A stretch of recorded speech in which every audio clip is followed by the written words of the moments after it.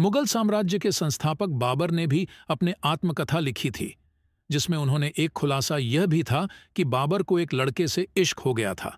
आइए जानते हैं क्या है यह पूरी कहानी। सन 1526 में मुगल साम्राज्य की स्थापना हुई थी।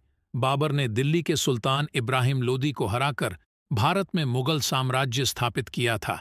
इसके बाद 1857 तक मुगल साम्राज्य भारत में राज करता रहा, जिसके आखिरी शासक बहादुर शाह जफर थे।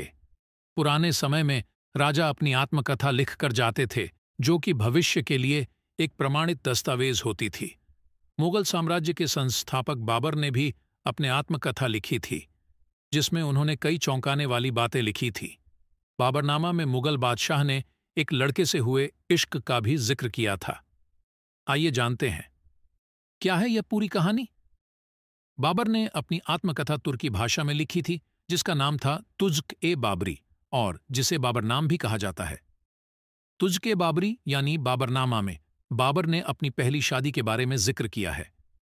बाबर अपनी पहली शादी को लेकर लिखता है, आयशा सुल्तान बेगम, मेरे चचा सुल्तान अहमद मिर्जा की बेटी, जिससे मेरे बाप और चचा की जिंदगी में मंगनी हो गई थी। हालांकि जब नई नई शादी हुई तो मुझे उससे बहुत मोहब्बत थी, मगर मारे शर्म के 10वीं, 15वीं, 20वीं दिन में उसके पास जाया करता था, और आखिर खुद ही वो मोहब्बत न रही और हिजाब, दूरी और ज्यादा हो गया। 1.5-2 महीने के बाद मेरी माँ खानीम ने बहुत धमकाया और मुझे उसके पास भेजा।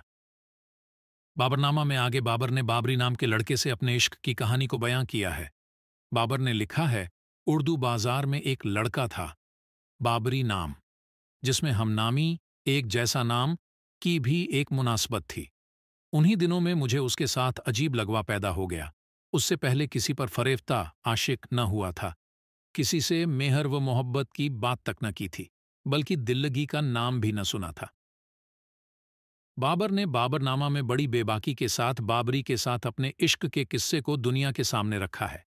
बाबर ने आगे लिखा है, मगर हाल ये था कि अगर कभी बाबरी मेरे साथ आ जाता था, तुम्हारे शर्म के मैं निगाह भर कर भी उसकी तरफ न देख सकता था। जी चाहे कि उससे मिल सकूं और बातें कर सकूं। इज़्तिराब ए दिल, बेकरारी की ये हालत थी कि उसके आने का शुक्र तक न अदा कर सकता था।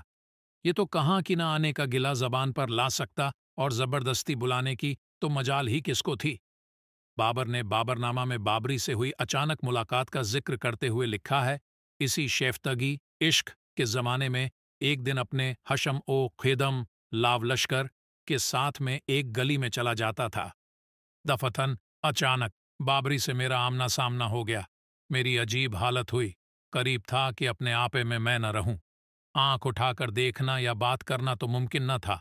बहुत छेंपता हुआ और घर बराता हुआ मैं आगे बढ़ गया। बाबर का ये किस्सा तुज़्क-ए-बाबरी के उर्दू तर्जुमे से लिया गया है, जिसे मोहम्मडन प्रिंटिंग वर्क्स दिल्ली ने 1924 में छपवाया है।